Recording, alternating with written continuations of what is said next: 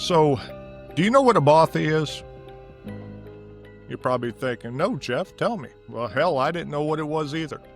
Till my brother brought it up, and it's making its way on YouTube right now. A bothie is a small cottage in the middle of nowhere. They dot the countryside of Scotland and England. You got no amenities in there, no electricity. But it's basically shelter for hikers, and it used to house shepherds when they were out there. So a lot of people, when they're going hiking, they'll stay in there when they see a storm blowing in. Well, what's making the rounds right now is there's a bothie, the white lagon bothie, that is supposedly haunted, and there's a couple videos. So tonight what we're going to do is take a look at these videos, give our opinions on what we think about it.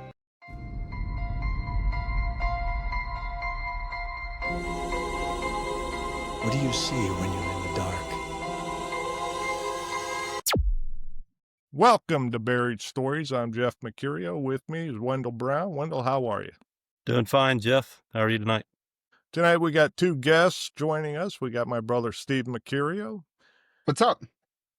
And then we got Zack Brown, Wendell's son. How are you? Zack.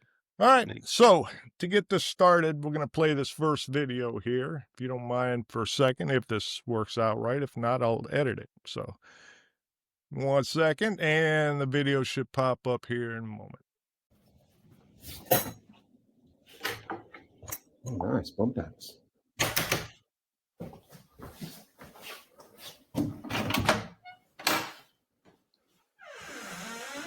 right, sweet.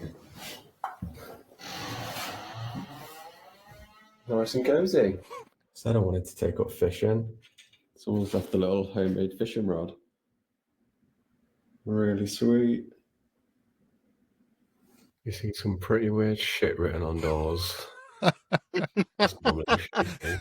Smoke that shit. One. If you can see it, it says fuck Bill Gates. That one, no coordinates. Think I'm gonna go check it out? Hell no. But I'm sure someone's just joking. Look at the amazing view from the window. You got the lockdown there.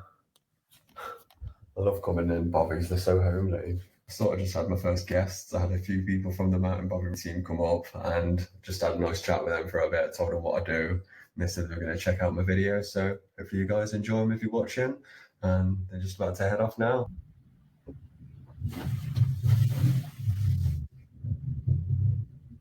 Getting a bit hungry, so I think I'll have a wee bit of haggis for lunch. Ooh, haggis. Haggis. Yeah.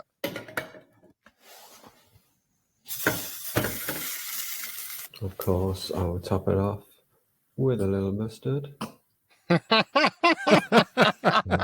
people are coming, but they drove it. I didn't even know you could drive on this road.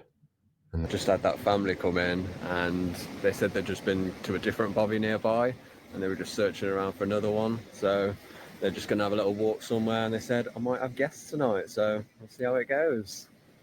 I've set up my bed for the night. Gonna get the fire on when it gets darker. There's normally loads of candles around, but they've all been burnt out. Finish off the haggis, and of course, putting in my favourite, cayenne pepper. And what else? Always, top it off with a little mustard. Yeah. And now we have dinner fit for a little hippie. Okay. Simple and delicious. It's time to get this fire started. Let's get this place nice and toasty.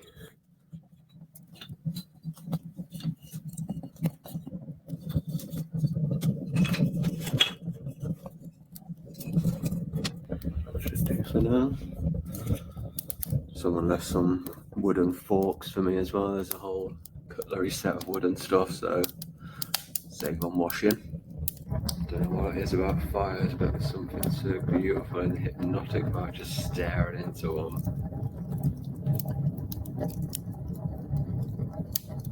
This will probably be me for most of the night now. I just get my music on, enjoy this beautiful fire, and then get back outside tomorrow in my hammock.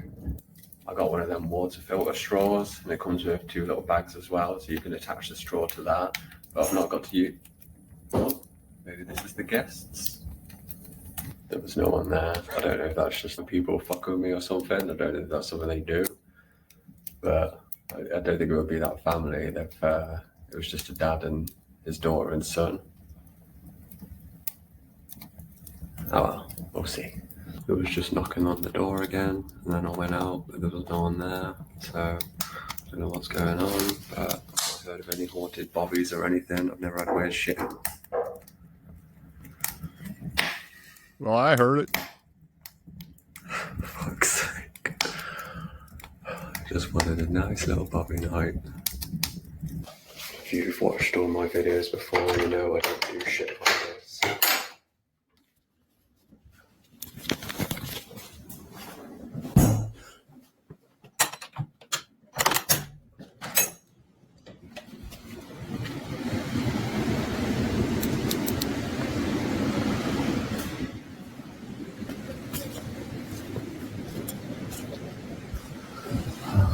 Yeah.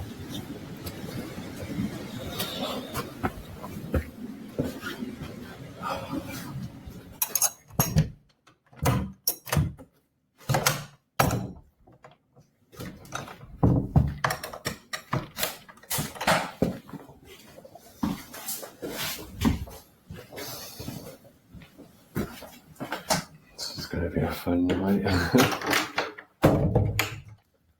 They're walking around in the other room, and then I go in there, and it just stops.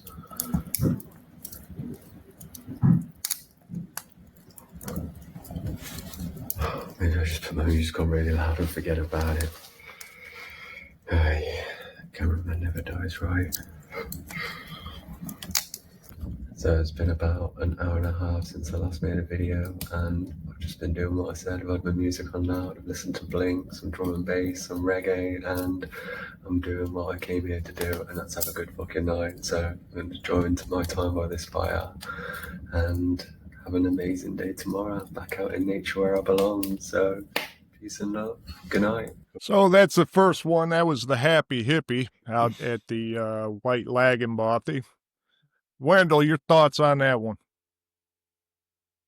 I don't know, Jeff. I don't know about that. That could be done in so many ways. You know, somebody just wanting attention. And is that the one that you talked about, that the door latch kept going back and forth? Or it kept No, there's another relocking? one that, like the door opens up. This guy heard like knocking several times, or 3 or 4 times, then went Yeah. out there, and you could hear the footsteps in the other room, but I don't know. So, I'm not impressed. so what are you No going to do with offense. I'm this? sure it was a great trip for him and everything, but no, nothing out of the ordinary to me. So, are you going to burn this story? I wouldn't spend any more time on it. It just Okay. seemed like the guy went out to, a All Bothie right, and Steve. heard some sounds. Yeah, Steve, what do you think? Any, go ahead Well, I with think, your thoughts. what I think myself is this. It'd be interesting to spend a little bit of time actually watching this guy's other videos. For example, let's say this guy, I've never watched any other video except this one from him, from the Happy Hippie. But my thing is, if I were to see some of his other videos and there was some light content, maybe not like a bothie, but maybe some other weird video that had some other weird thing going on, then I'd probably question it more. I think that's what it would need, is more of like kind of like a deep dive into what his other content is, because a lot of his content, if it's just him being a happy hippie camping from here and there, and none of them really show any other paranormal content or unexplainable content, then I would think that there's more of a chance of this being real. Because at no time from what I saw in the video did he call it a ghost or explain, he's just kind of talking about there's some weird noises. Somebody keeps knocking on the door. He keeps hearing footsteps, but at no point did he seem like he was freaked out or anything. So even him, it sounds like he's kind of critical about what was going on in his environment as well. So, just to watch that video itself, I'd kind of need more of a deep dive into what other content this guy puts out. Based on a lot of the other paranormal content that I watch, it seems like a relatively like smaller type video, meaning more realistic versus others like more dramatic paranormal. I mean, it's just a guy talking about hearing some thumps, some bumps. Could they be nature? Could they be something in? I mean, the thumps I heard definitely sounded like footsteps or somebody banging on the door, but is it somebody outside playing games with him, or you know what I mean? So, Right. yeah. All right, so you got 3 categories: believable, needs more evidence, or burn this story. I'd say this if I'm just putting it on this story, I'm going to say needs more evidence. It needs more of a deep dive. All right, Zach, and you? Yeah, you guys hit most of the points. I mean, wind is obviously one. It seemed pretty windy whenever he stepped outside. That door seemed pretty loose. So that could contribute towards the knocking. The walking around, I don't know. I don't think it picked it up good enough to hear the walking around. But I think that you're right, Steve. Is if you look through all of his videos, you know, you get here, I'll just pull them up. 241 views, 390 views, 270 views. And then the bothie one, I can't find this one for some reason, but I'm sure that one is through the roof. So I'm sure you could see 1,000 views, 900 views, 800, 700, 600. I have to do something to get more clicks, which is a question I think that you always ask when the only evidence you have is somebody, one, that's alone, and two, it's video that he's clearly good at editing. You know, there were plenty of jumps in those videos, but he could have easily had a buddy with him, you know, and knocked that out. It doesn't mean it's not true, but it just means that I don't even know if you could do more evidence in this. You know, maybe he can go back with a couple of people, you know, that have any sort of credibility outside of, you know, maybe other happy hippie buddies that could benefit from any sort of attention. So I don't know if I don't think it falls under need more research, because you have the one video. I think he actually did go back a couple of times, I saw on his thing. So maybe we could look into that, but I don't believe it right out the gate, just because my default is skepticism. Right. Especially when you have a monetized YouTube channel. I think that everything needs to be scrutinized. Anything you see on the History Channel needs to be scrutinized. I was actually on the History Channel, so I know how a lot of that Yes. stuff works. Right. And so anything that's so low is tough for me to believe. So I would burn this one unless they come out with new material with somebody that I guess you could lend more credibility to Gotcha. than a solo video. And I myself, I think, you know, I would have to do a lot of research into his other videos and stuff. And I mean, Zach, you're kind of right. If everything's about the views and you're trying to get more views and you're monetizing on it, you're going to try everything you can to get the most you can out of it. But so with all that being said, I mean, there's some good points. I'm just going to say it needs more evidence for me.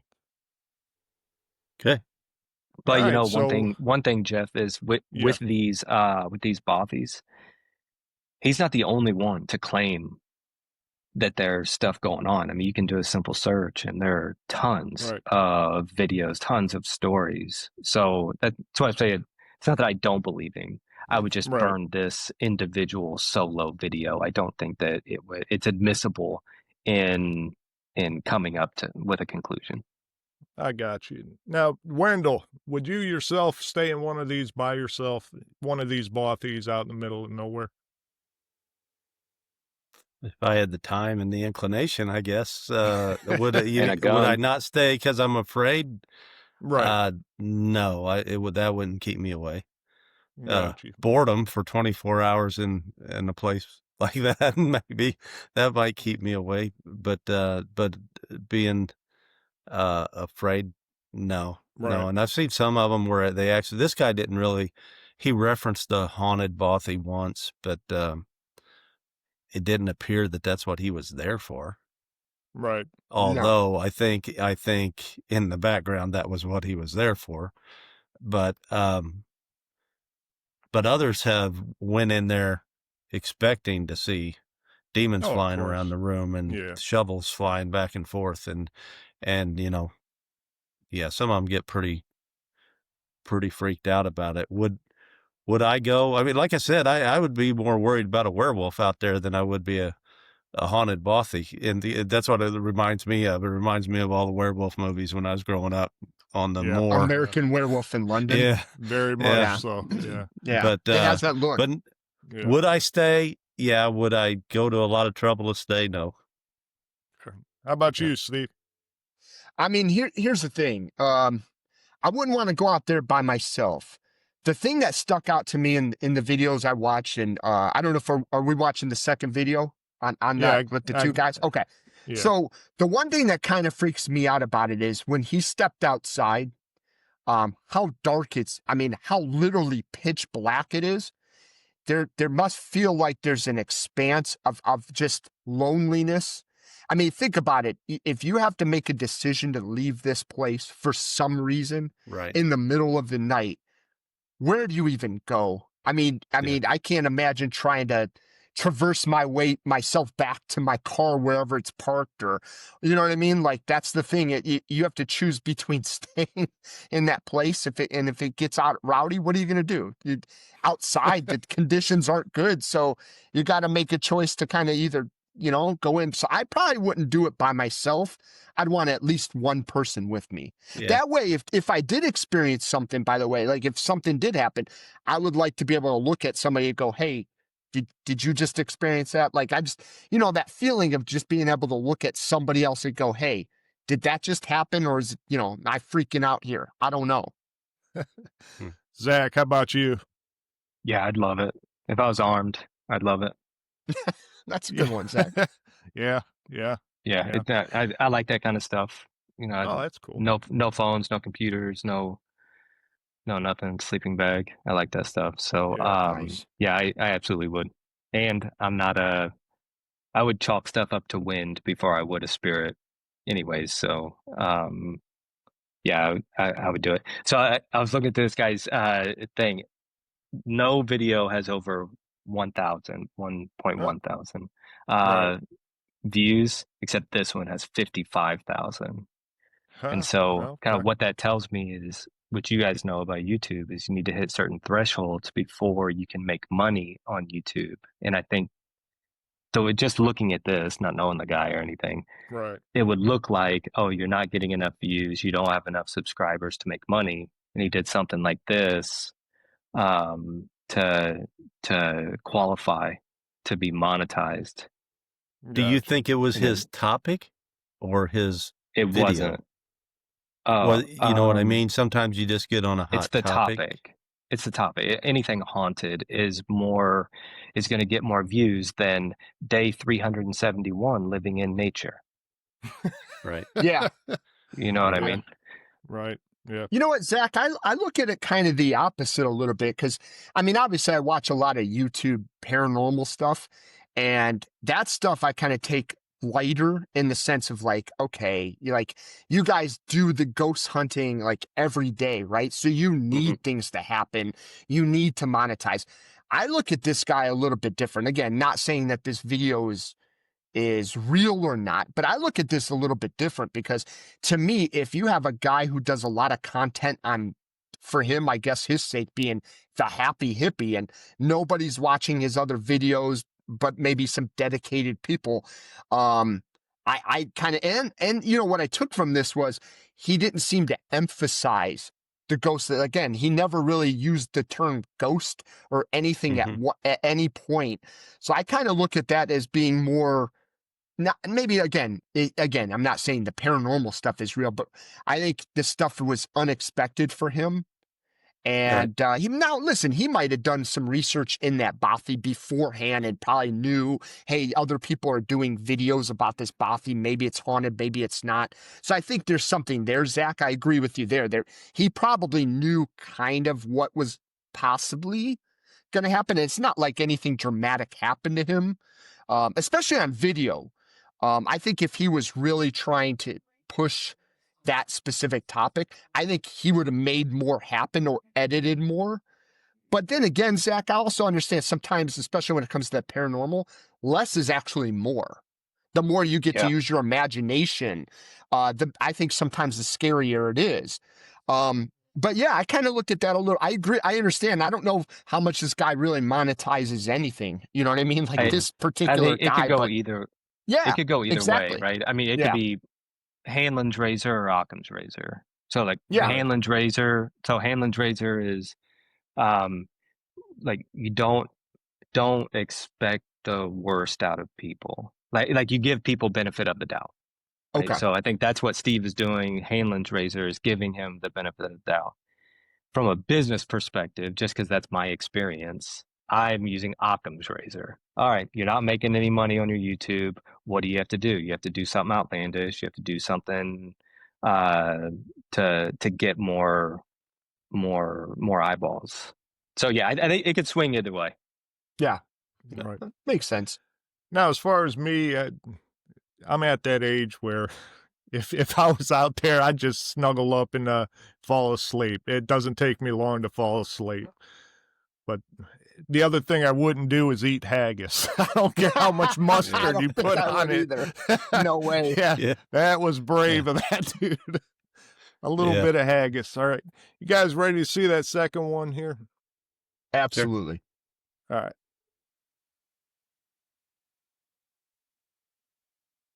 Now, is this a different group of individuals? Yeah. Okay. Two different guys.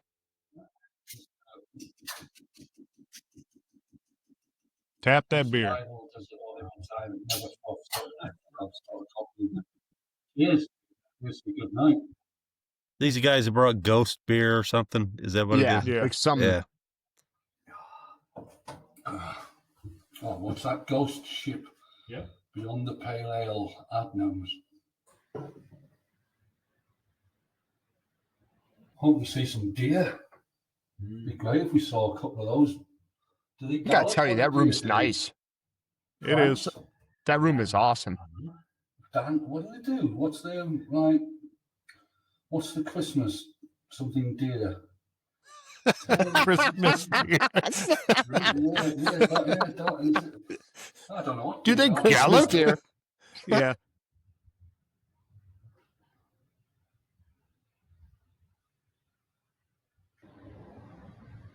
They're fascinated with this window. I know. So this is what it looks like with just normal light. Let me show you around the room. There's the candles. That's outside the window we were looking at of earlier. That's just looking around. And now let me put you on low light mode to show you the difference. So yeah, that's low light mode. So even looking at the screen, it looks like obviously it is a lot clearer. Now I've got this on 24 frames per second, and the ISO I think is just set to automatic. But I don't think that looks too bad. Let me show you around again. So that's the, well, actually I'll have to spin the camera around. There's the candle. I think that looks really nice. Down here is the fireplace. Looks like Ben's got the kettle on. We haven't even got the fire on yet. Are you having a cup of tea? But the fire's not on though.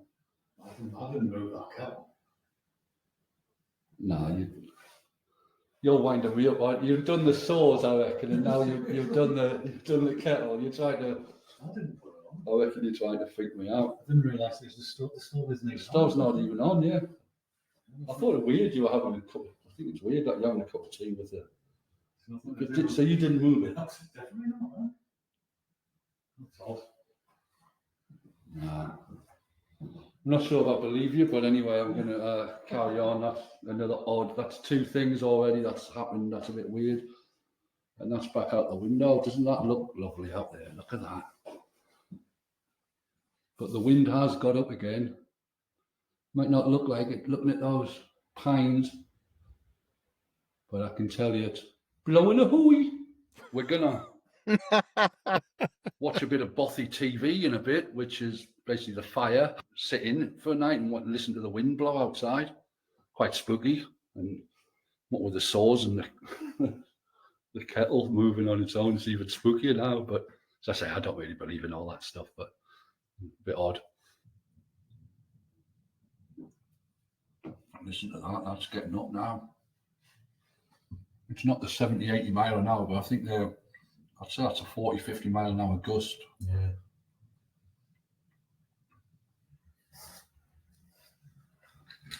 That's quite a few. Should be.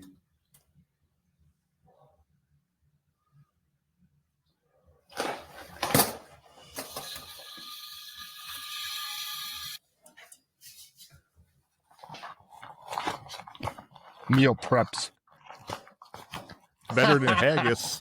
Yeah, absolutely. I would gladly eat one of those better than haggis.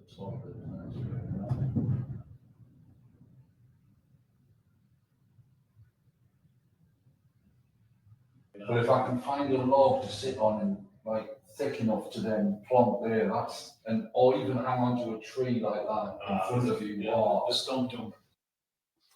Rice and chicken curry for dinner. Actually smells really good. I've not had this one before. As I say, I've only had the spaghetti pot, but this is actually, I don't think I've put enough water in, but it's got a nice big decent chunk of chicken in there. See if you can have a look at that, if that's close enough. Let's give it a go. Oh, gosh.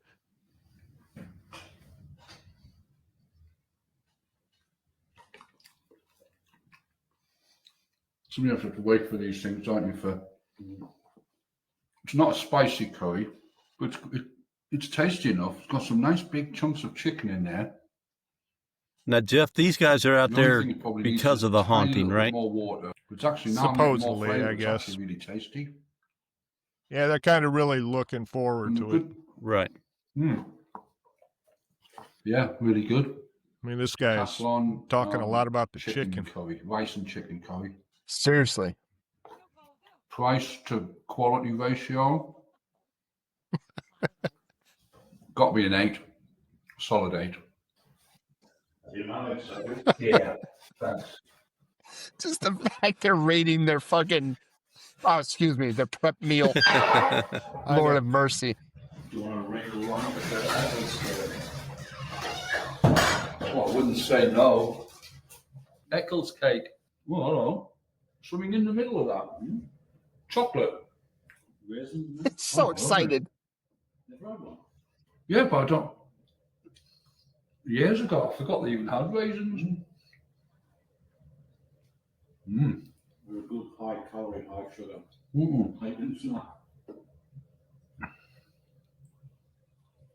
Oh, that is nice.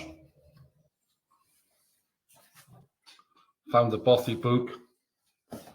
You put my glasses on though, to blind as a bat. So this is popular, quite a popular bothie by the looks of it. Someone actually stayed last night. It was nice and tidy when we came in. So plaudits to whoever stayed here last night. Well done. Absolutely spotless. Hold on a minute.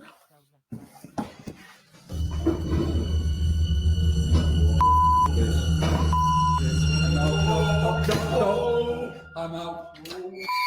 I'm out here. No.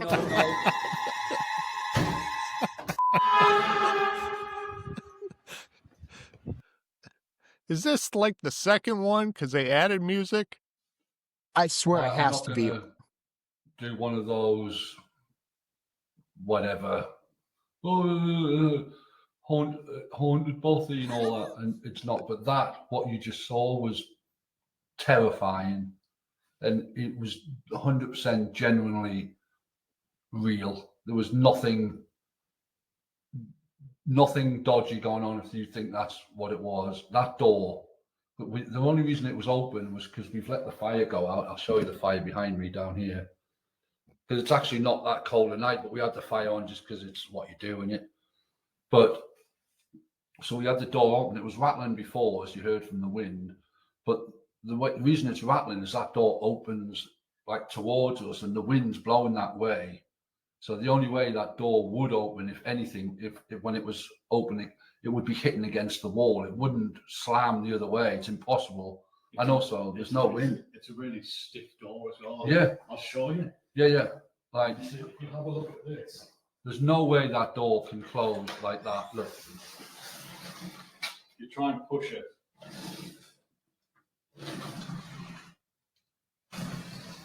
It needs some force. That's what it does. When that door moves like that, and then it just shuts. It's slammed. Yeah. So the thing is, and now my light that's attached to my the cold shoe on the tripod, that was just charged before I started filming tonight, and that's now just died. Weird stuff was going on earlier with the saws. 1 minute on the wall, now they're on the floor. I thought that was Ben just winding me up. He thought it was me winding him up. The kettle ended up on top of the stove when the stove wasn't even on. So we're convinced the kettle, we've now convinced ourselves the kettle might have always been on the stove, but we have to look back at the previous footage when we came in to see where it was. But that was terrifying. And I don't even swear. I'm swearing, but I don't. Oh, I think my batteries. See, now this battery's dying as well on this camera, and it's again just been charged in this last like 2 hours or whatever. So something really weird going on. We were going to sleep in this room because it was a bit warmer than the other one, and plus the other one, the doors rattling from the wind. So, but there's no way I'm sleeping here. There's not. I don't even know if I can sleep in. We didn't bring our tent because it was so stormy. Now I wish I did. I'd go out in the storm and just sleep in the tent.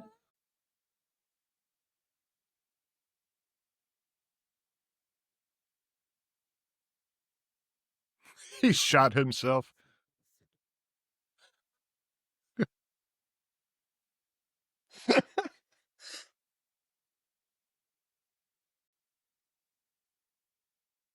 Are you watching the video now?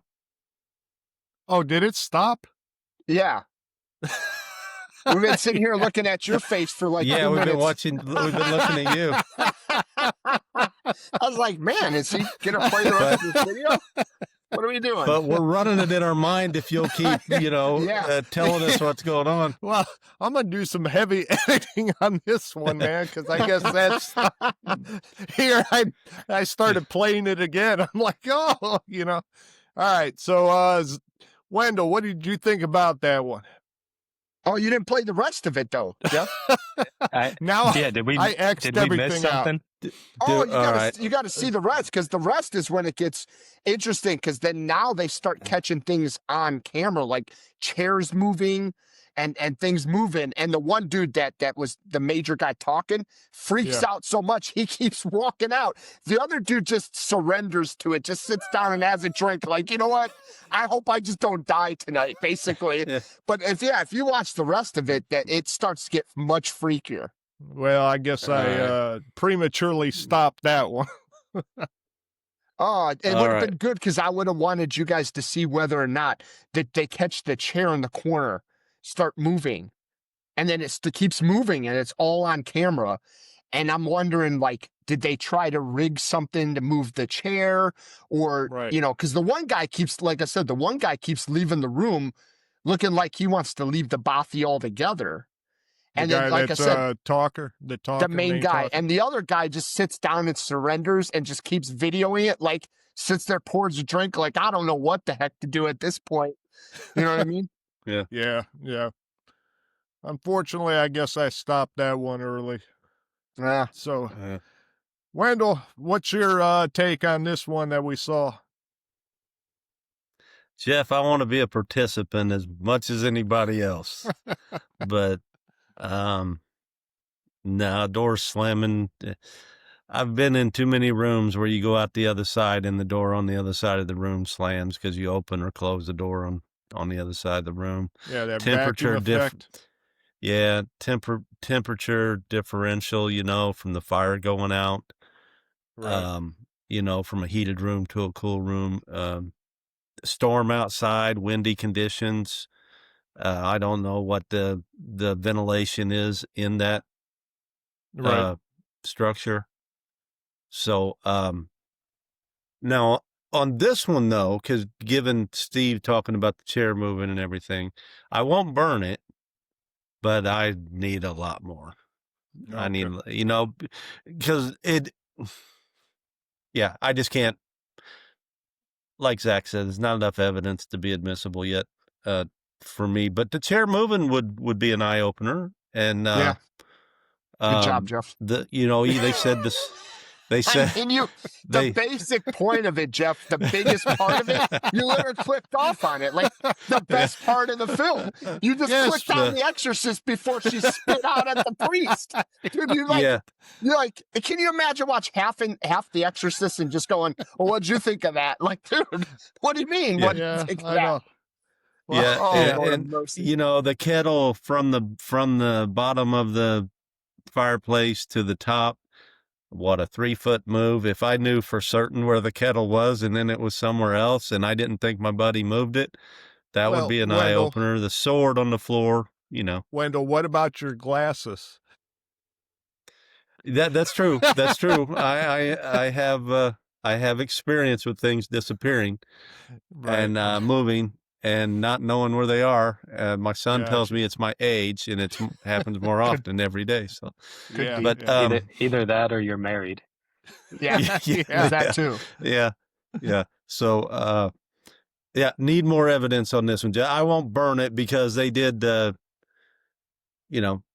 didn't really claim a bunch until it. I mean, they showed you the door shutting, so they got it on film. But that pressure difference, that's so common.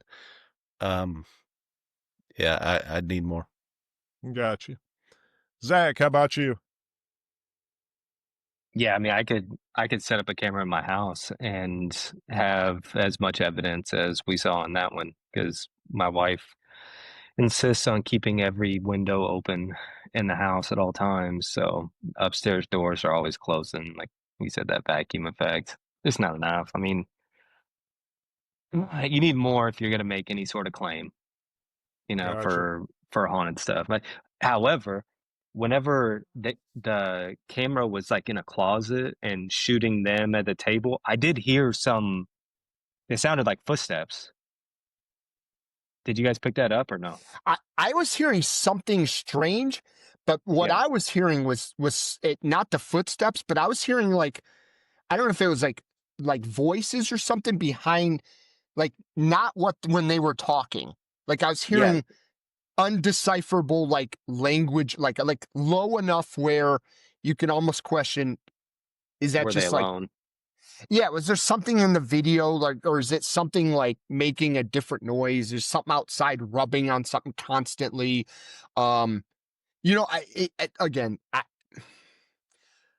I would say on this one particular is it had my brother not clicked off on the best part of it.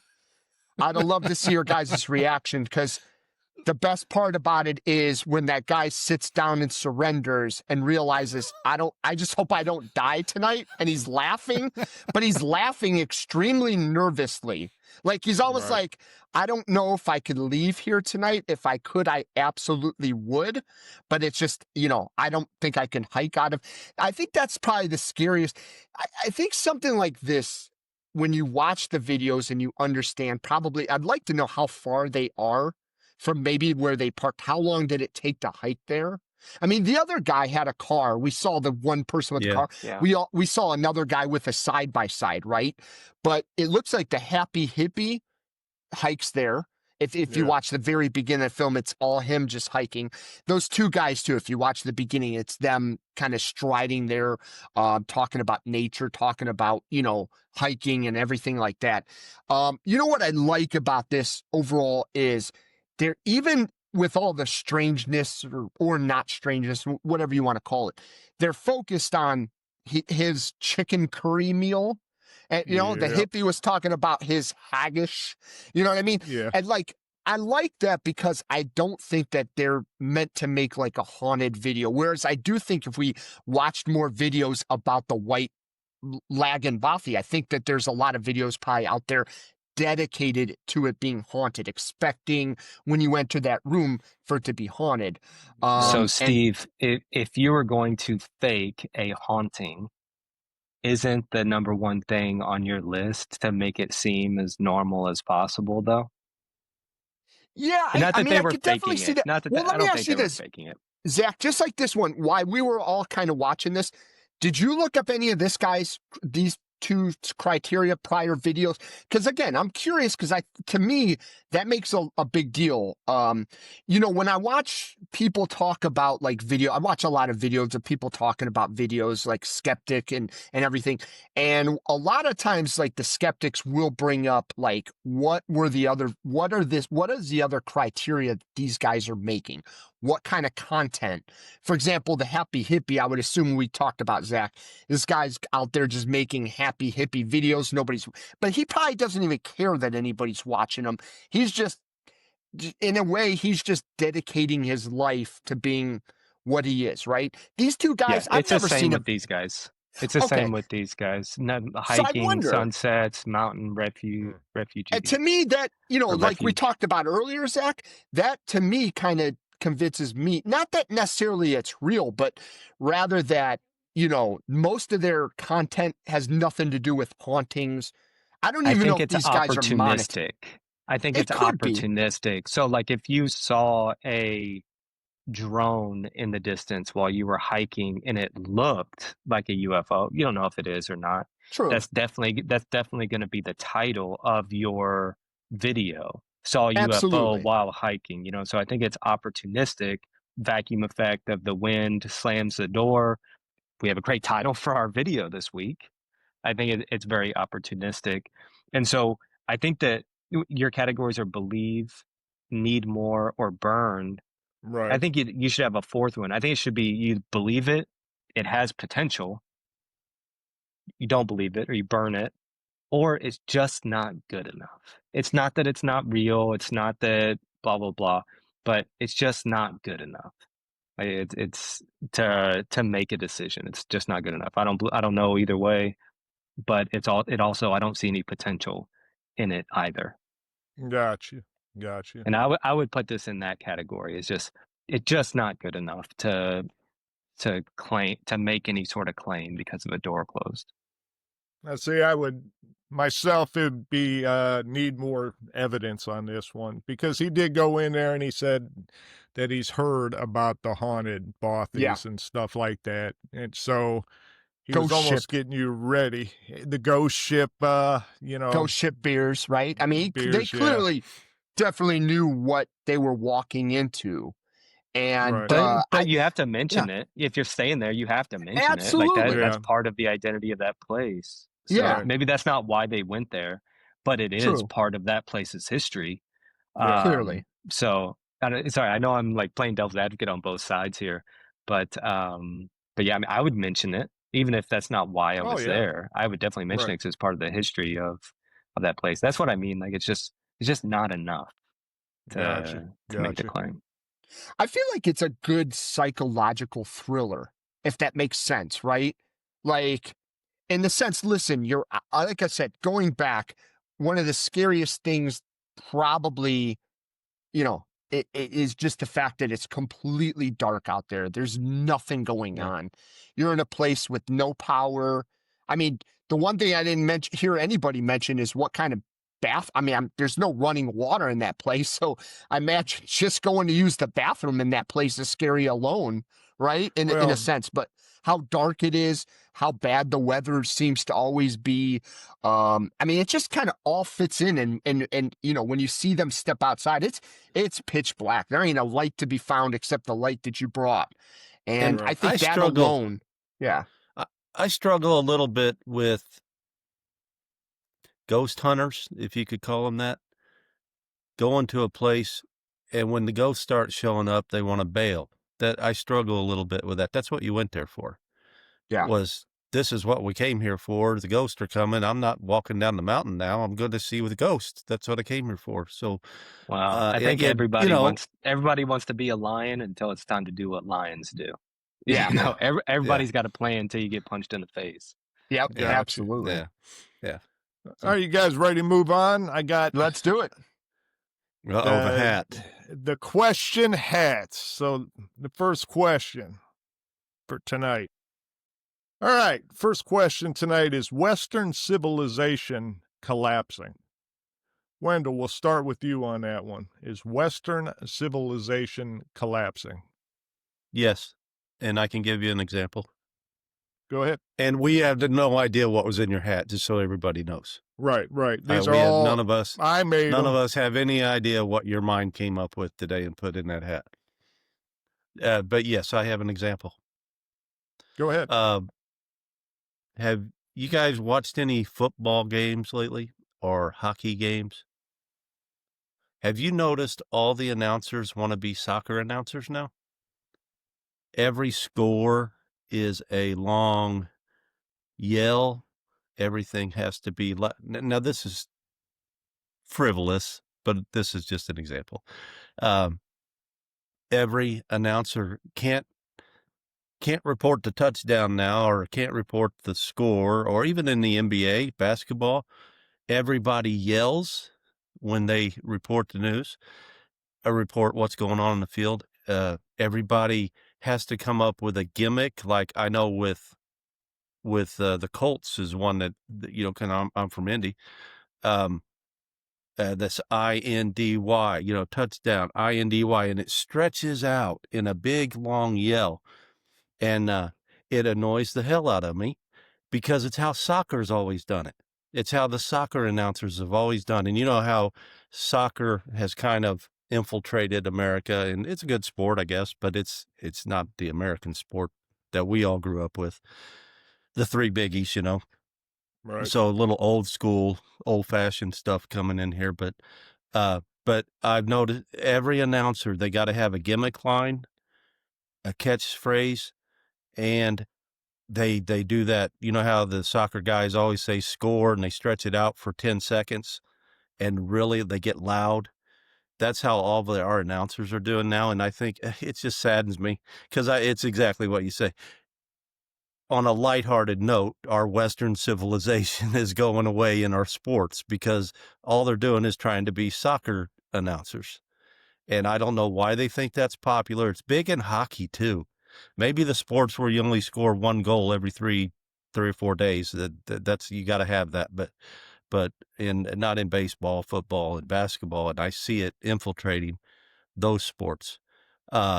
As far as Western culture, yeah, Jeff, in a more serious side of things, I think the globalization movement has had a big impact. And I think there's a struggle in the world now, especially in America, as far as, do we want to be globalists like on Star Trek, where everybody is under the thumb of one little committee, everybody in the world, or do we want our individualism? And what do they call it? There's globalist, and then there's they make it a negative to where when you like your they country, say and you want your country. Isolationist, yeah. Nationalist. Yeah. So I think there's a big struggle on what people go, because I think people were going global and they started thinking, no, this isn't us. This isn't us. We don't like it. We don't do it this way. No. And that you start pulling back, and then you get into the and they make it a negative that you're trying to be an isolationist and not wanting to deal with the rest of the world. Well, I think with our economics and just technology today, there's no way you can not deal with the rest of the world. You're going to have to, but keeping your values, keeping your morality, and keeping your way of life is a fight now, because going global, you lose your individualism. I mean, it's kind of in the term. So, but yes, I think the Western civilization, and it's not all negative. I'm not saying it's all negative. The Western folks haven't done everything right. But I think people always overlook, or they highlight the negative in our history, but they don't realize that a lot of the negative in our history is why we're here where we're at, that it wouldn't even survived as, nations and things if you wouldn't have done some of the things you did, and some of them aren't pretty. And, but Gotcha. Yeah. I think it's eroding, I'll say. Gotcha. Zack, is Western civilization collapsing to you? I think so I have arguments for both, naturally, I guess. I would say on the yes side, economics, our debt is dramatically killing us, speaking for the United States specifically, because I think we're the beacon of Western civilization. Um, so the debt, it needs some sort of solution. Either we grow our way out of it or start to chip away at it. Birth rate of folks that come in outside, from the East or Middle East, their birth rate is much higher than ours are. So if you play that out, it may take 100 years, it may take 1,000,000 years, but eventually, we decline, they increase. And then culture, obviously, we were founded on principles from the Bible. That could be a whole episode that you talk about, but we were founded on principles of the Bible, and that's becoming less and less popular. So is it coming to an end? I don't know. Is it declining? For sure. My argument for no is that the documents that our government was founded on are incredibly durable and have withstood the test of time now, I think, to give it promise moving forward. And capitalism is the tried and true best method of running a nation, is running off of capitalism. It has its issues, but capitalism is the way to grow a wealthy nation. And then if it comes down to a breaking point, which I think most things do, right? You see any civilization, it rises, it peaks, it declines, and then it falls. But one thing that all of those had in common is that the people didn't have the means to fight back, to where the Western civilization does. We just have too many guns. We have too many guns for to lose a breaking point moment, I think. A natural breaking point moment, not military engagement. But if it came to a point where people had to make a stand, do some ugly things to conserve, Western civilization, I think the people have the means to do that now. So I don't know. I have arguments for both. Is it leading that way? Yes, but all that means, I think it's leading to some sort of breaking point where some tough decisions are going to have to be made. Some, tough actions are going to have to be taken for the greater good. Talking about generations of good, not the immediate good. Right. Steve, how about you? Well, it's definitely a loaded question, right? I mean, talking about Western civilization, I think the problem is just in my lifetime. I'm a child. I'm obviously born in late 70s, but I'm a child of the 80s. And, I remember what it was like in the 80s, right? We had one working parent. We lived in a house. We had 2 cars. And we could afford, right? We could afford to live. We could afford to have all those things with just one working parent. Now it's completely different. If you want to at least be low middle income, it feels like you almost have to have 2 parents working in order to afford that lifestyle. We saw what happened just in our jobs alone, right? As soon as we went global in early 90s, right? They started sending our steel building to other nations. They started sending our manufacturing. I remember watching the decline. We sent all our jobs across the seas, and we helped it was weird. We actually paid for our own decline. Our government was subsidizing having Ford move operations to Mexico, or having, different companies move. There was something attractive about that. Maybe you could argue, well, we as Americans didn't want to do those jobs, but I don't think that's what it was. I think it was business looking at it as an opportunity to make some big bank real quick. So we actually paid for our own demise. And I think from a Western civilization standpoint, one of you guys said it, we're the beacon, like the United States has been the beacon of what, at least since World War II, you could argue, right? That's when we really rose to become the powerhouse we are. But now here we are, you're watching China build the biggest bridge in 4.5 years, right? I mean, and I heard the argument the other day that America couldn't build that bridge because it would take 4.5 years to just decide the engineering side of it. Like just to decide, is it right to put the bridge here? We'd be studying that for 10 years. It took them 4.5 years over in China to do it, right? I watch all of the technological advances that other countries are making in Asia, South Korea, China, you name it. They're all making moves, and we're stuck arguing about what it is that we argue about. I think we're already in the demise. I think we've already peaked, and I think we're into the demise. And here's how I give it to you the best. I mean, if you're poor, your poorest of the poor cannot survive in your nation. And it's arguable if we're not there yet, we're going to be there very shortly. Can't afford rent. I've never seen rent or purchasing homes as high as it has ever been. And I think it goes back to what Zack said. We have borrowed so much money to fund. And by the way, I can't show you anything we've done with $38 trillion. I can't show you like, hey, look at this awesome road we built, or look at this mega structure we built, or look at this thing that we did to help humanity move forward. And I think Zack brought it up too, as far as demographics go. I listened to this guy talk about demographics. He comes on Coast to Coast AM. He's an elderly gentleman himself.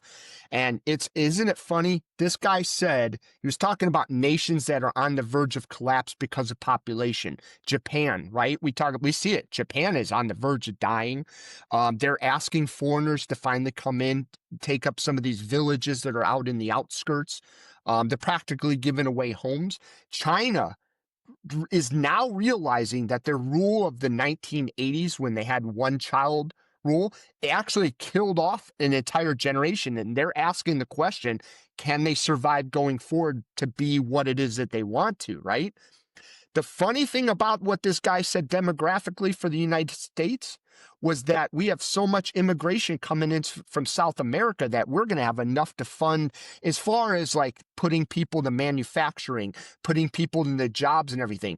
This guy's argument was America's going to be in great shape because we have so many immigrants coming in from South America, and now we're kicking them all out, right? I mean, what I get down to is this: if you watch probably any of the prior fallen big, kingdoms or, Rome, the empires that have risen, it all went down this way. Politics took it. People got selfish and greedy.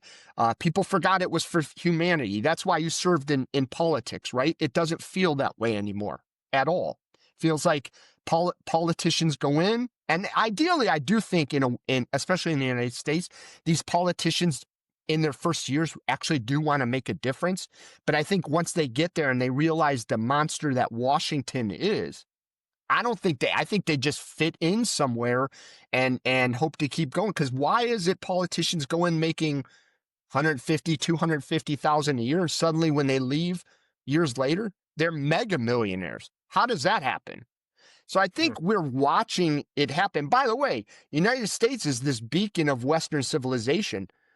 We're kicking all of our allies out, right? We're just beating them all up, pushing them towards China, pushing them towards Russia, pushing them towards other nations where we used to be the ones giving away things, taking care of people. We're getting away from that. And Western civilization alone is getting away from that. I do think we need to make sure we keep our identities as countries. I very much do. I think if you're a foreigner coming into a nation, the idea was always to kind of embrace what you're coming for, right? Doesn't mean you have to speak the exact language or anything like that, but you embrace the ideologies of that nation, right? Usually when you immigrate, you don't go in there and demand what you had where you left. Then why did you leave? That's Yeah, the issue. Is I that agree with you, it's not Zach. the people, it's not the skin color, it's not No. the diversity. Yep. It's the either are you coming for our culture, or are you bringing yours? You know, you can look at like Dearborn, Michigan.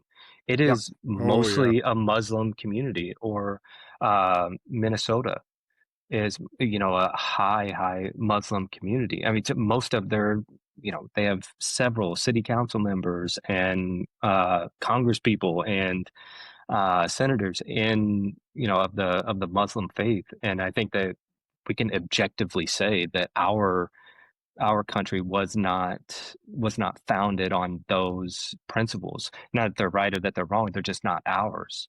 And so Yeah. when you Right. come in, you're polluting.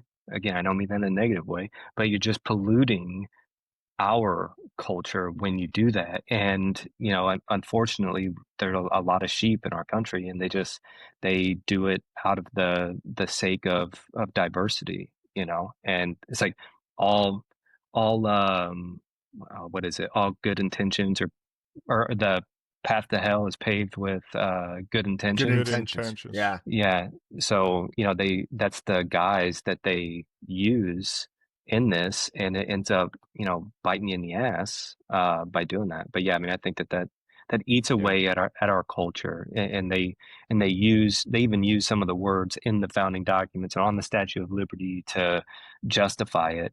But I don't think they understand that was a different time. You know, we needed people like, yeah, come on, everybody come, and then we'll kind of figure it out. But we're way past that point. We figured it out. We had an identity, and now I think it's just being more polluted with culture, not with types of people, but with the culture that's brought from outside. I think just financially, if you really want, I mean, obviously people being people, everybody different cultures and everything.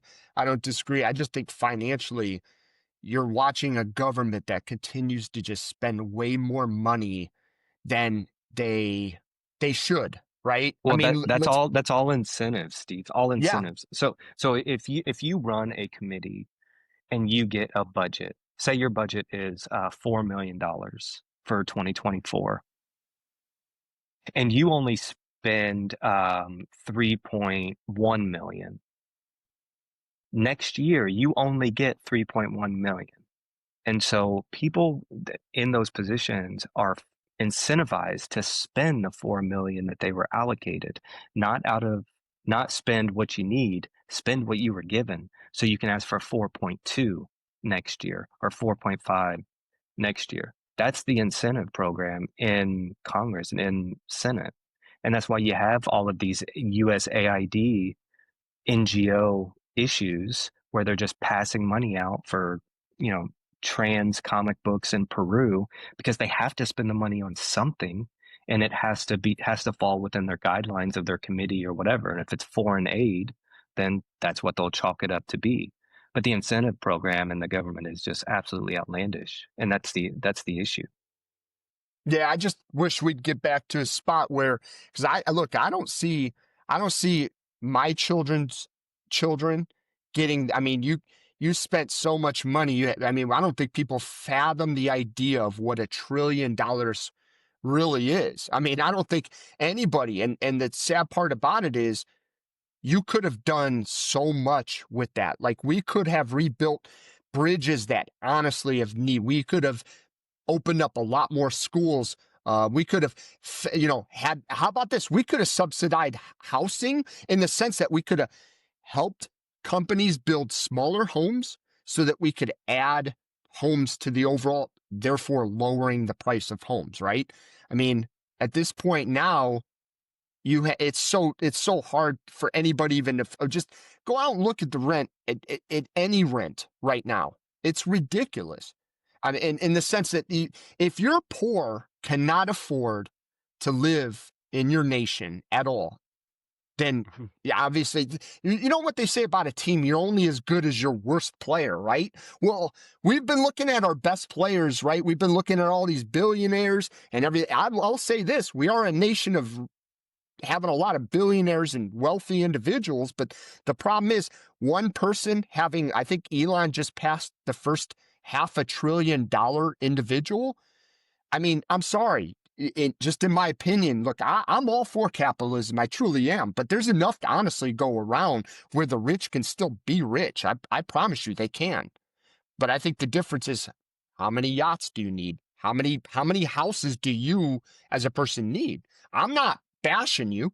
Have your fun, eat, but I'm saying the problem is the poor, and you just keep taking more from them, right? Like, just think of just our health care alone in this nation. It's for what we're paying for it. It's pure crap. It's the worst. I mean, think about it for a second. Nobody honestly wants to go to a hospital because you don't want to pay. Well, your health care you're paying for, right? You have this huge amount of money you got to pay before you even get to use it. So Well, they you ask you got for people.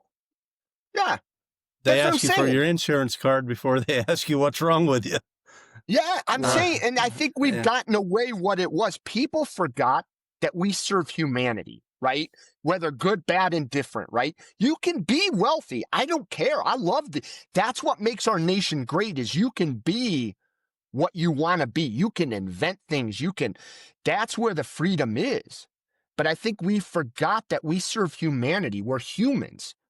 That's all. To me, Western civilization was the beacon of serving humanity at the beginning when we brought that kind of ideology and created what we did create. Now, as far as immigration goes and stuff, at first, you came over here, you assimilated to those ideas, and you went out, picked up, your bootstraps, and you went out and you contributed to that civilization. Now, if you go to London and stuff like that, like England, we lost England. England's lost already. Germany's on the way out, and some of these other countries. France is But gone. France has gone itself. And you see that starting to happen in America, and it's because nobody assimilates here to our ideology. Everybody brings their own stuff, and they feel entitled. That's all I got to say as far as Western civilization, but that's where I see the collapse coming from. Just a Could quick be. note. I, as long as they keep taking God out off the top tier, because that is why we have our laws. It's why we even tell people not to steal and kill. And it's not because Steve told them not to. It's because God told them not to. But as long as they Right. keep removing God from society, I think it's going to decline. And the other thing, back to what Zack was saying, as far as the debt, where I see it going, and we've seen it read it in books and stories all of our life and never thought it could be true. And Steve, this is to your point as well, but it will be true. And I'm more convinced than ever when when you don't have the funds there to support your elderly. And believe me, I'm not into social programs at all, but I'm just saying something has to be managed. When people retire and they can't make an income and they can't produce and they're a burden, and when the people that can't work or the poor can't produce and they're a burden and there's no money to help, like Steve says, we see it now. Elimination, I think, is where we're going, and we've read it in stories for years. Yeah. Elderly, Death is death is the result in one form or another, right? Through Yes. lack of means, or war. That's the only two options. You get so Or indebted policy. to somebody, or you get so indebted into China, for example, and they're calling it due. Hey, we don't have it. What are you going to do about it? So it's either war, and then you have the funds available to take care of, or you continue to borrow, and people end up dying because the resources are not there. But Or death is people the end die result. because of policy. People die because you start making policy for people to die. We can't pay for you. So once you hit this age and you're not productive or whatever, or you're not paying this much in taxes anymore, once you can't reach that level, then you are your taboo word, Zach, you're irrelevant. And if you become irrelevant, then you're not needed here. And I can see it. I can see it coming, when Well, policy is put in place. I think there's enough good people. The only thing for evil to succeed is for good men to say nothing. And Right. I think that there's enough good people that the the easy way out, the practical result is they will starve you before they slash you. Right? They'll starve you, not stab you. Right. And so, yeah, I think they do it out of lack of means or lack of resources, and knowing that that will result in death. Because Yeah. I don't think good men would stand for, the needle. Do you think? Yeah, If but you're you know- 65, the needle. Do you think AI? What did you say? I said if you're 65, Yeah, I know you you're get the needle. you're committing me as soon as I'm of age, As so soon I as you're know that. eligible. What the Soon as you're of saddest part age. about that? The saddest part about that, though, Wendell, is that we actually had, like, Social Security was well funded. I mean, going Mhm. back before they started borrowing and taking and stealing from it. I mean, it was well funded. It had a lot of its own money. Problem was, our Congress and our Senate went in and started borrowing money from it. And eventually you broke it down. Now you don't have the money to put into Social Security, but it was there. So, Wendell, looking back, do you know that the wealthiest generation is our elderly right now? They're by far hold the most money. If you can look at it right now, demographically, the elderly right now have the most money in our nation. Okay. Mhm. And I agree with you, Wendell, at some point, they're not going to work, but they have the money. I think the problem is what you said, though, Wendell, is that at some point, the money is not going to be there to assist the poor, the elderly that don't have the money. And Yeah. decisions are going to have to be made about healthcare. It's already actually being made. It's Yep. being made about healthcare. It's being made about the poor. It's being made, and it's basically, look, we don't have the money for these programs going forward. But the problem was, Wendell, it was there. Mhm. Going back 20 years, Social Security had a tremendous boom of money. Now, Yeah. also, do you know how many people in the United States actually work? Like, how many citizens of the US right now work on a daily basis? Like, it's like, what, 53, 56%? Think about that for a second. Yeah. What are the other percentages? Now, obviously, some of them are poor, can't work, or disabled, this, that. A lot of them are retired. Okay. But think about it. A nation of how many? You can look it up. I'm sure it'll tell you. It's somewhere between 50 to 60% of people actually working. The rest of them, not. For whatever reason. Some good, some bad. Yeah. Do you think AI helps? So what? Go ahead, Wait, Zach. hold on the AI. Hold on. We'll get to that Yeah. All right, question. yeah. Go ahead. Okay. Zach? On Social Security, it's really just math. So, like, I've come up in the insurance world, and that's what Social Yeah. Security is. It's an insurance policy. That's all it is. So how old do you have to be to qualify for Social Security? I think right now, I believe it's 65, but they're looking at 67 in the I think future to try to help the program. Mine's 67. I think Okay. mine's Yeah. 67. So, Okay. so do you know when Social Security went into effect? 45 was it? Yeah. It was 1935. Okay. Do you know the average lifespan of Americans in 1935? Probably what, late 60s? 60. 58 to 58 to 60 years old.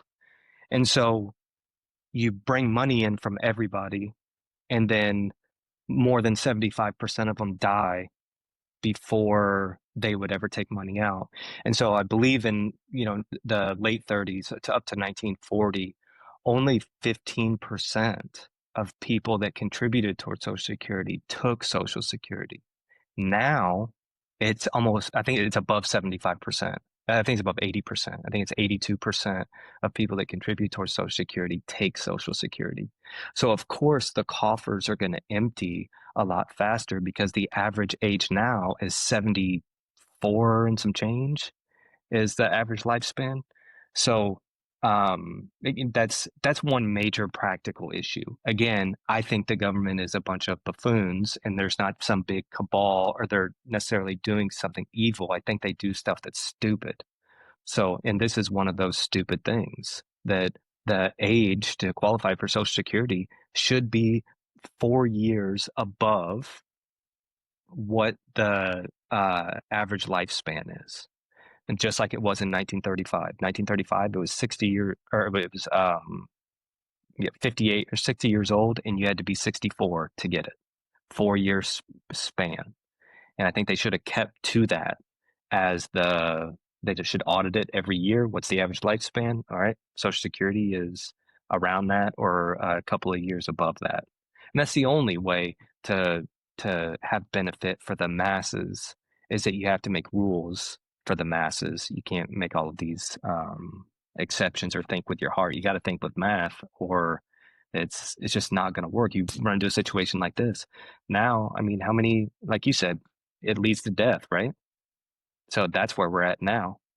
Yeah. Because we didn't use our head. We used our heart. And we're afraid of what people would think if we increase the age of Social Security. They would feel attacked. They would feel blah, blah, blah, right? So, but then you run into a situation like this. Like, all right, well, we're eventually going to go to war because we owe so much money, or there's going to be no money and you're going to die. And on that note, we'll go to our head of questions. All right. Well, this one's for basically Wendell and myself. It's listeners' emails. So let me pull my phone out. Okay, can everybody see my phone? All right, that was a very short segment, so we'll move on. Fair enough. Fair enough. All right, back into the head of questions. Edit that out. Yeah. All right, Steve. Well, who did I start with last time? Wendell? Wendell. Yeah. All right, Steve, we'll start with you. Is AI going to harbor in the end of humanity? You know, it's amazing. It's funny to me in the sense that I do think that there is a lot that can be gained from AI, right? I mean, there truly honestly is. It can answer a lot of questions for us. I think the better portion that I guess I'm going to see is potentially medical, right? Can you build a good enough computer, put together enough AI that it can pinpoint like the actual roots of cancer or dementia or things that continue to haunt us as a society, right? I do think that the AI is there specifically. I think it can help things of that nature. But then on the flip side, you know, a lot of the future movies or whatnot that we see, one of the side effects of good AI is a lack of jobs. Okay. I mean, just look at it right now. We've seen the change already without having a tremendous amount of AI. You go into McDonald's right now, they have little windows you can go and order touch screen, right? Now, eventually, in the past, that was somebody's job. So I think what we're going to see from AI as far as being a detriment to society is that I think it's going to slowly start to take people's jobs to the sense that, are we going to be able to manufacture enough jobs to keep a healthy society? Because listen, people have to work. It's not only just to earn money, it's psychological. It's about being a part of something. It's about putting in an honest day's work to feel good about yourself. If you don't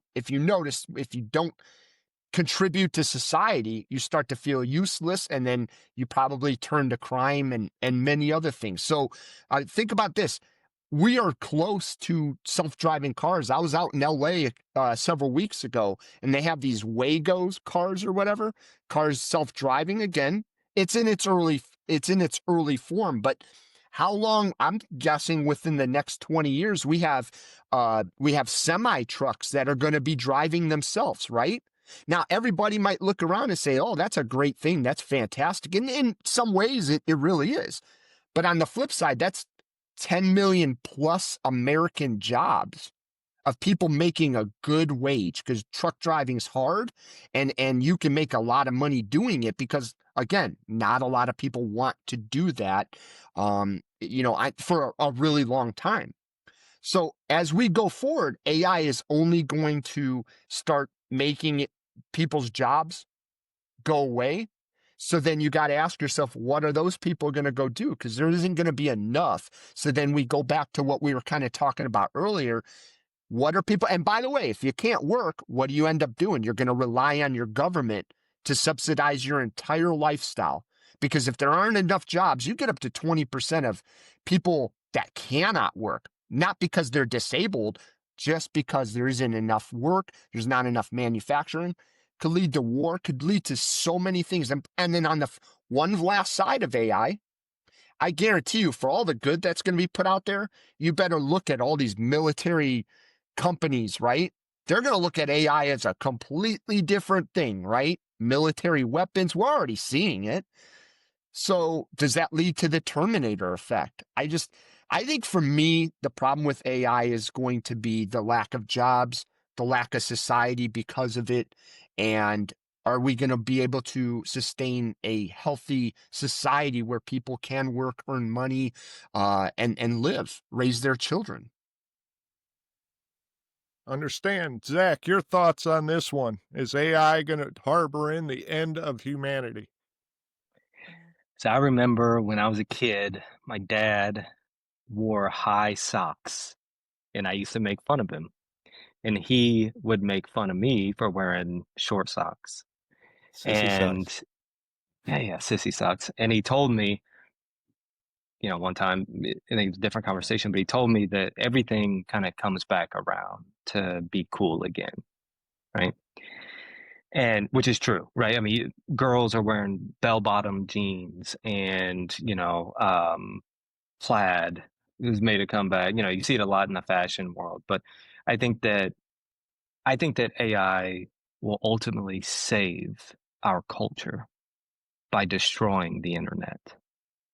I think have you heard of the dead internet conspiracy theory? I have heard that, yes. So it essentially today, I think 15% of every single thing you see on the internet was automatically generated. And I Right. think that social media, you're going to see bot created content commented on by bots, liked by bots. And so it's just like bots liking and commenting on each other's posts, right? And so the dead internet theory suggests a significant portion of online activity is no longer driven by real human users, but rather by automated systems, bots, and AI generated content. Proponents of this theory argue that the shift has transformed the internet into a space where authentic human connections are increasingly rare, replaced by algorithmically curated interactions and content. And I think given enough time, 100% of it will be. And good old fashioned meeting up for a beer or going to the lodge or, those types of activities, in-person events, in-person activities, no more Zoom calls, all of this stuff. I think that that's going to make a comeback. And it may not be in our generation, it may be my kids or even their kids, but I think ultimately social media will die because of this. And because it's like a virus and it spreads and there's no cure.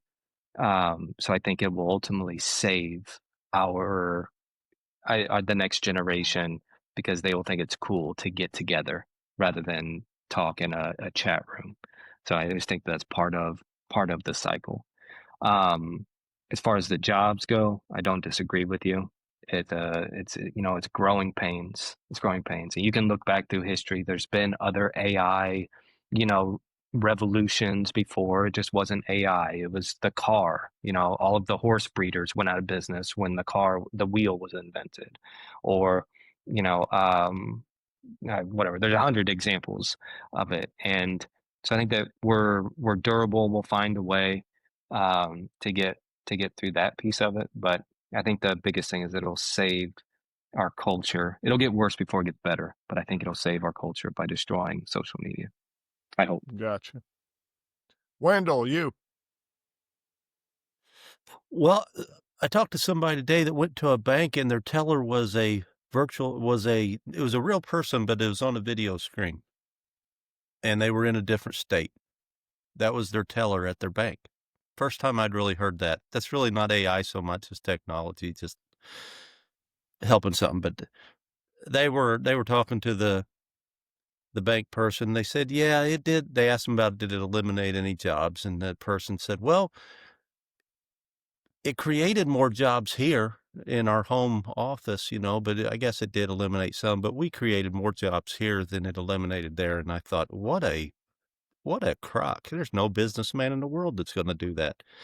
There were jobs eliminated. That's why they do it, but to me, we keep talking, AI's here, guys. It's not common. It's here. And, Zack has the auto drive cars in his driveway. So he knows that it's here.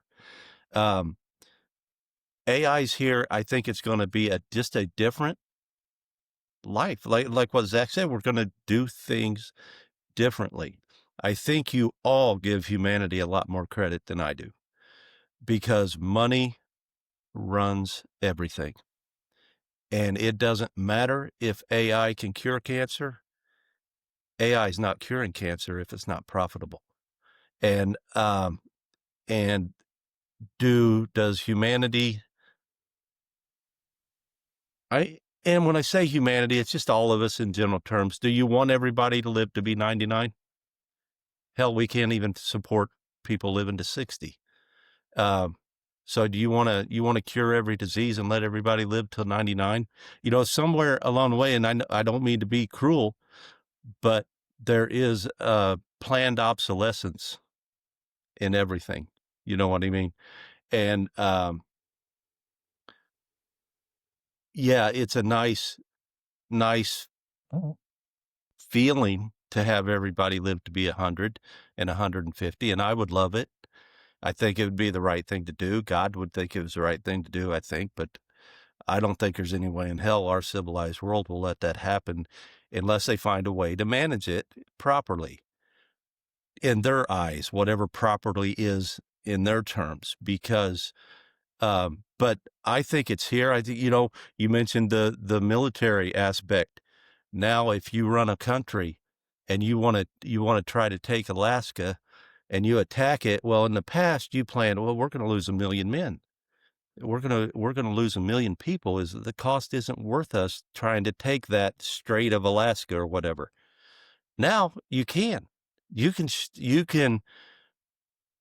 produce millions and millions of, those dogs you've seen, those military dogs that are armed and drones and things, and you could run them in, and guess what? You failed. Oh, we lost 1 million drones. Big deal. We got 2 million more on the shelf.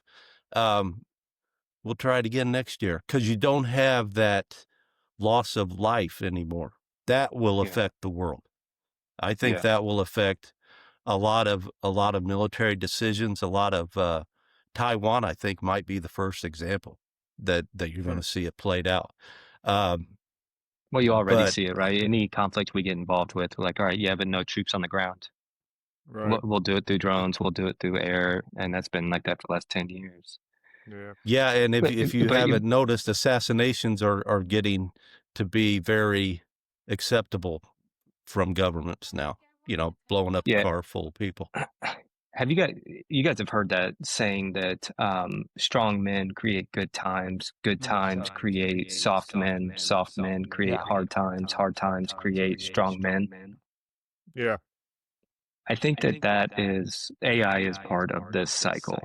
Is that AI will create soft men, which will create hard times, which will create hard men, right? And then the cycle continues. In my opinion, as far as AI goes, unfortunately, I think we're just at the beginning of AI, and once it gets to the peak, it's going to find us as like gnats, and it's going to do away with us somehow. That we get in the way, and the people in power, the controllers, they'll be protected, but for the rest of us, I don't know. Tell you the truth. Let's see. Okay. All right. Here's a good one. It's a quick roundtable question here. All right. You guys are walking on a beach. You come across a lamp. You rub the lamp, a genie pops out. offers you one wish. Zach, what would be that one wish? Oh man. Does it have to be realistic? Like, Oh, absolutely not. No, no. it could be.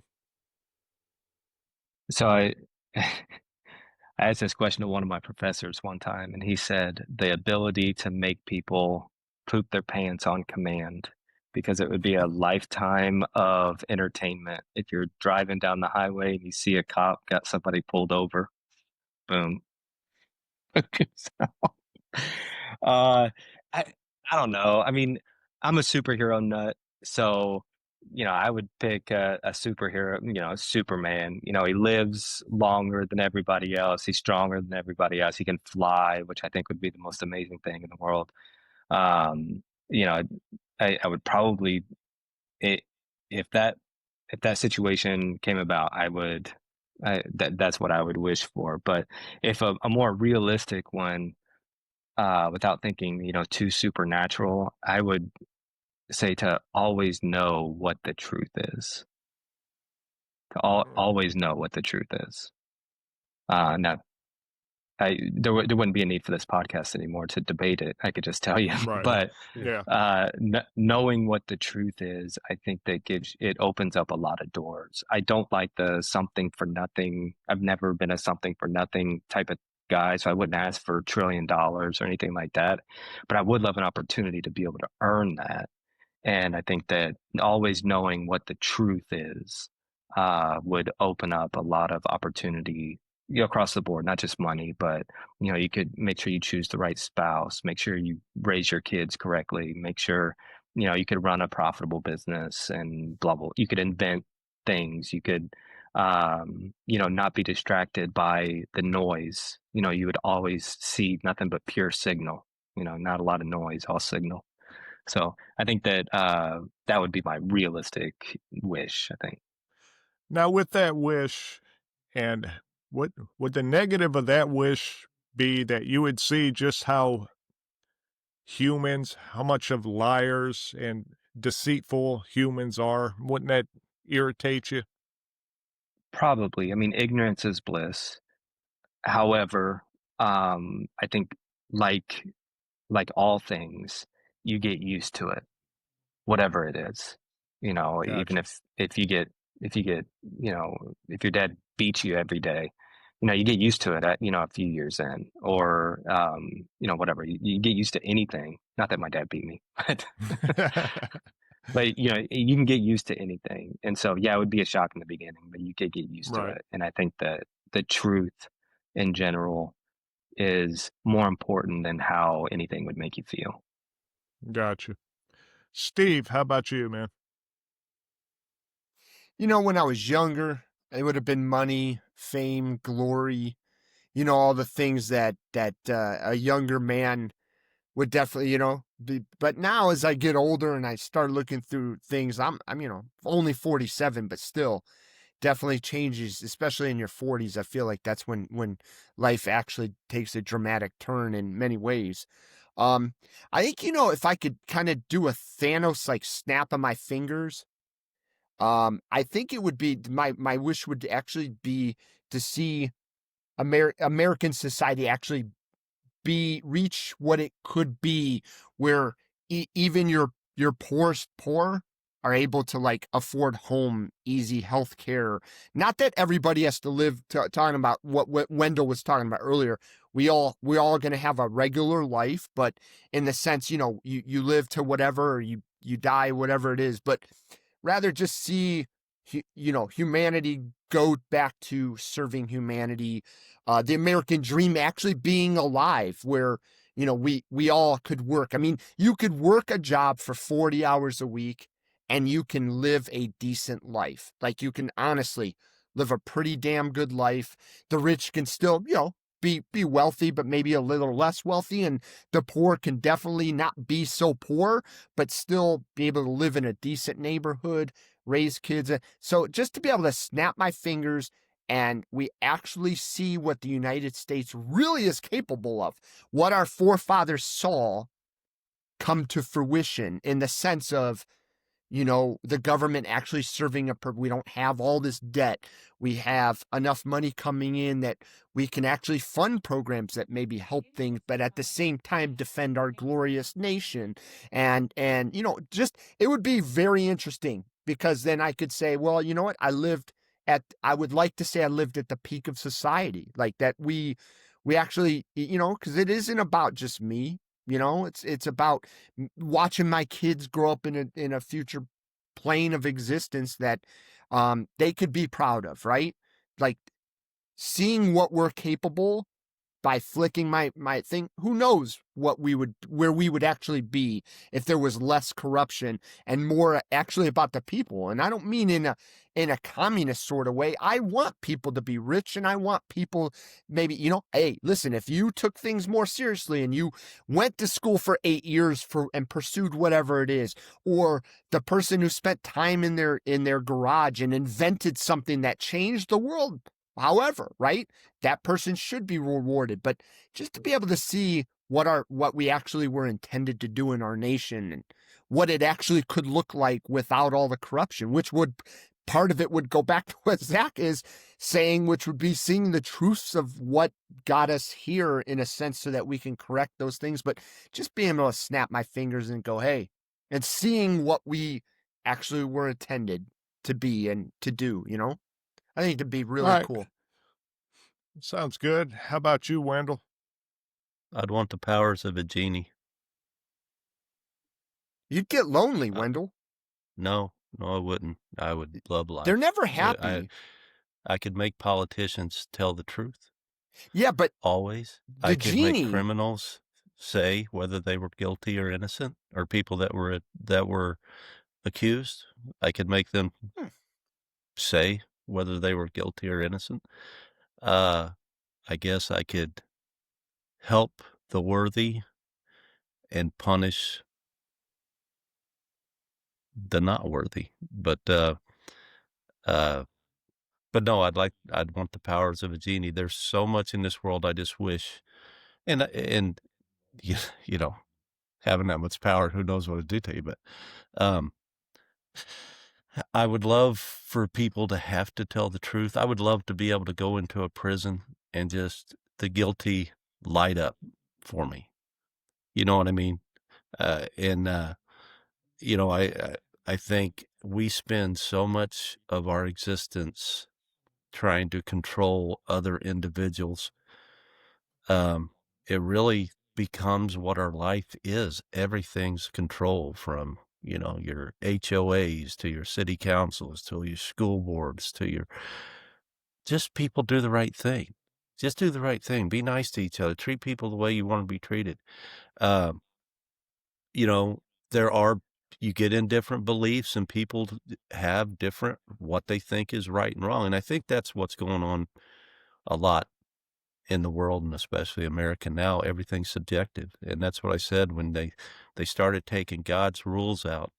Everything becomes subjective. So if Zack thinks something's okay, and it's gonna save somebody's life on his end, he's okay with it. And you know, same with me, and same with you guys. I mean, if everything becomes subjective, there's no order, I guess you would say. So I would like the powers of the genie, just so back to what Zack was saying, just so I could hear the truth, see the truth, and everybody would Gotcha. know the truth. Right. Yeah. Now mine, it would just be wisdom. That's all. Just wisdom.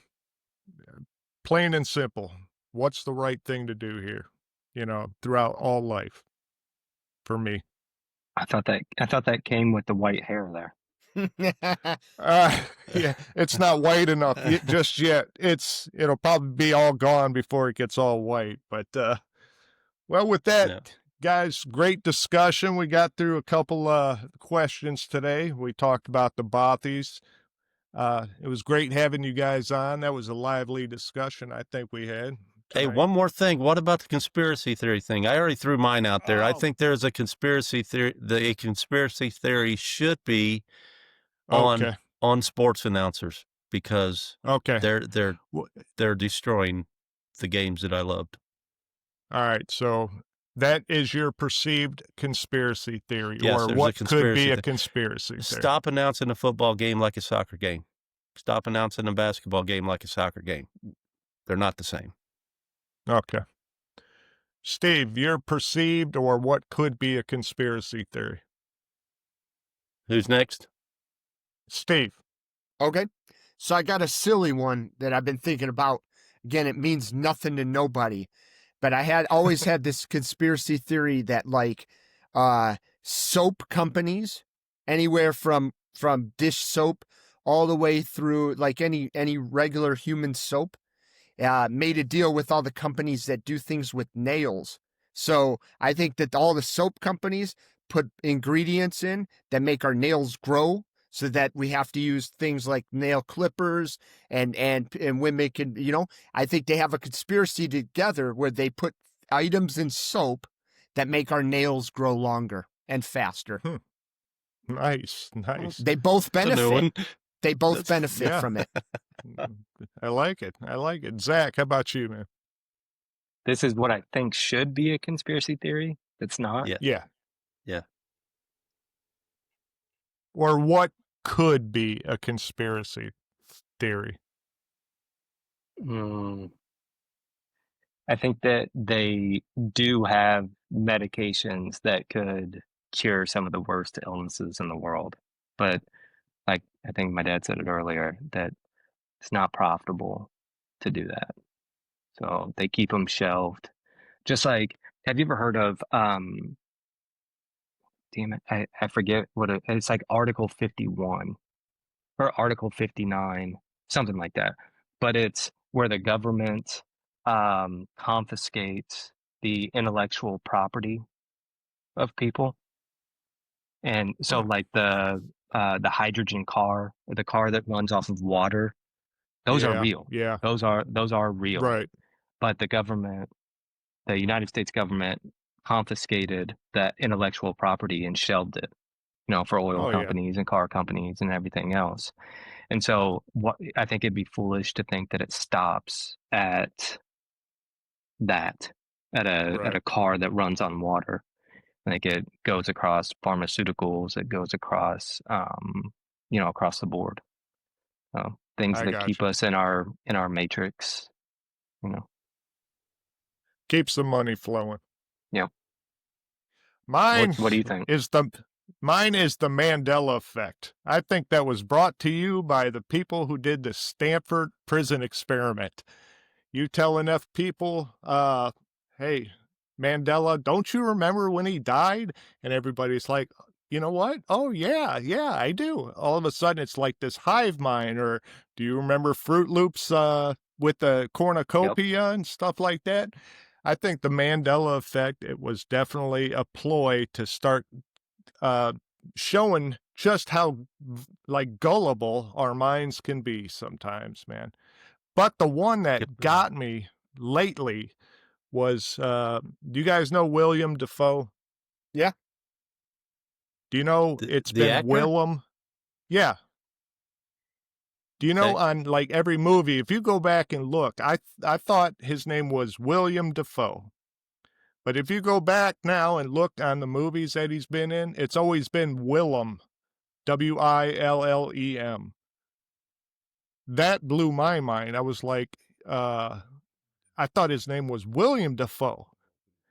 But it's always been Willem. His naturalized name is William Dafoe. But since he's been in movies, he's gone by the Dutch version, Willem. And that blew my mind because I always thought it was William Dafoe, but he's always come out as Willem. But I think that was my own perception being an American, just seeing Will, and you're just like, oh, William Dafoe, I know him. But I've gotten it wrong all these years. Oh.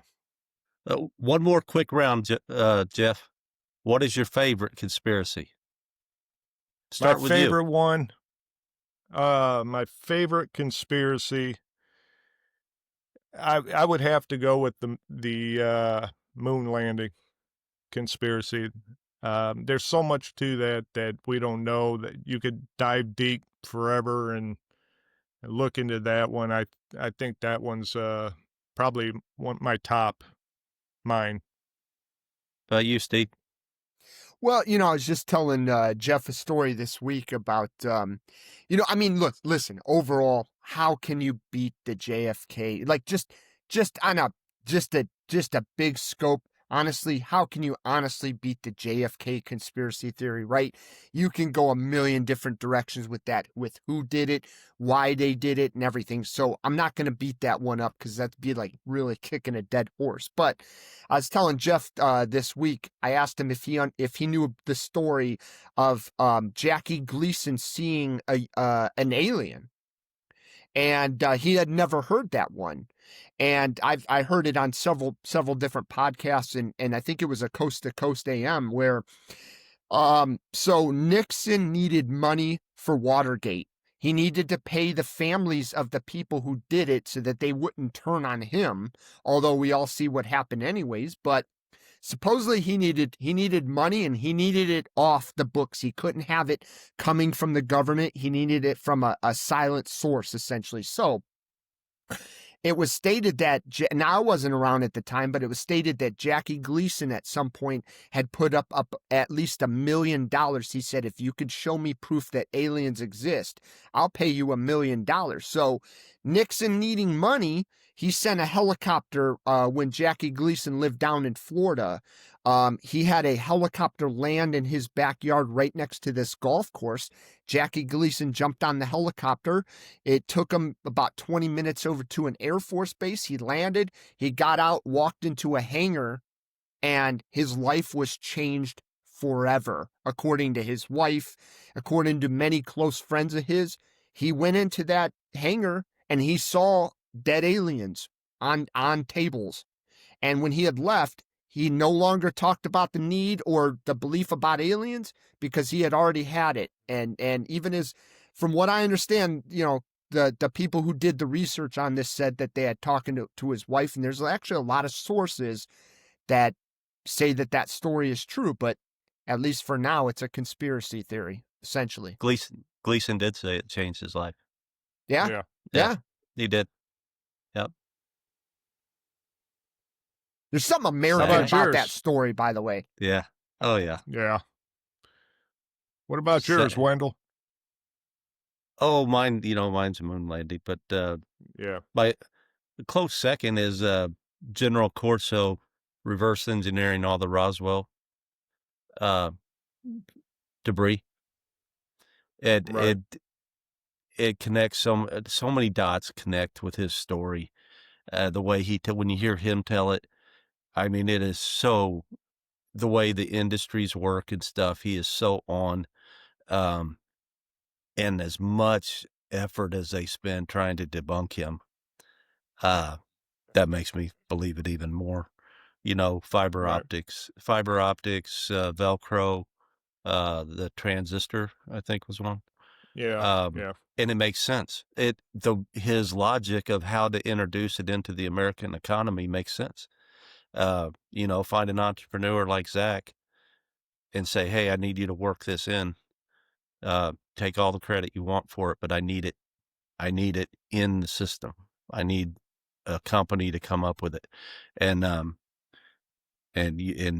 God bless you. All the royalties are yours, but make it work. And it makes perfect sense to me on the business side of things, how to do that. And you wouldn't have a whole department of people doing that. You would have one individual going to each of these companies. And I think a lot of them are still really big today. Raytheon, whether it be Lockheed Martin, Boeing, Skunk Works. Yeah, just the big companies out here. All the the most of the aerospace industry type folks. Right. But that's a close second. Moon landing's top of the hill to me. Gotcha. And how about you, Zack? Your favorite conspiracy theory?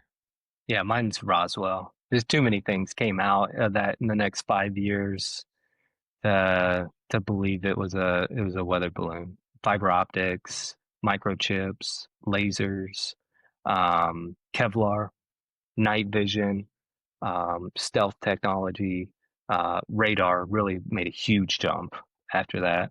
Transistors, microwave technology, composite metals. Composite metals were not even a thing prior to that. It was all pure metals. It was either iron or it was carbon or it was copper Right. or it was bothie. That's composite metals. Thermal imaging, like Velcro, like all of that in a span of 5 years, all out of the same, or you could probably trace those back, and they all come out of Area 51, which also popped up after that. Right. Or Skunk Works. So yeah, I think that one has the most potential to it, that you could actually prove something there. The moon landing is obviously second. How did we lose the technology? That is just, it either lends to my point that they're total buffoons. Actually, that fits both. If they went to the moon and they lost all the technology, they're buffoons and we got lucky, or they faked it poorly, and had the flag waving and everything else on the moon, and then the what do you call it, the lander takes Yeah. off and the camera follows it. Who the hell do you leave on the moon to move the camera? Right. Oh, we Yep. could. Yeah, We're going those to talk two about that are- sometime. We just haven't got brave enough to talk about it yet. We know that's a biggie. No, that's a long show right there, man. yeah. Well, I think those have the most potential. Yeah. So- Well, to the guests, it was great having you on. I thought we had a lively discussion tonight. This was our first roundtable discussion of just random questions. Very interesting answers, lively discussion. Wendell, your thoughts on the episode tonight, man? No, I like it. Every one of these every now and then is really good. Steve's always an awesome guest. Thank you. Zack, it's always good to get you on here and get your generation thoughts and your we all come from different perspectives and different angles on things, and Zack, you bring a real unique one, and we appreciate it. No, I think it was a good idea, Jeff. It's kind of nice to get just to talk like you and I used to talk Right, about yeah. different topics and a roundtable Yep. kind of thing. And it's always good to have guests and on certain subjects. And I think Right. we are in October now, so we're going to go to the scary side of things this Yes. month with some ghost stories. And we got some really good ones lined up. So I think those are great too. But it's always good just to get together, throw some philosophy around too.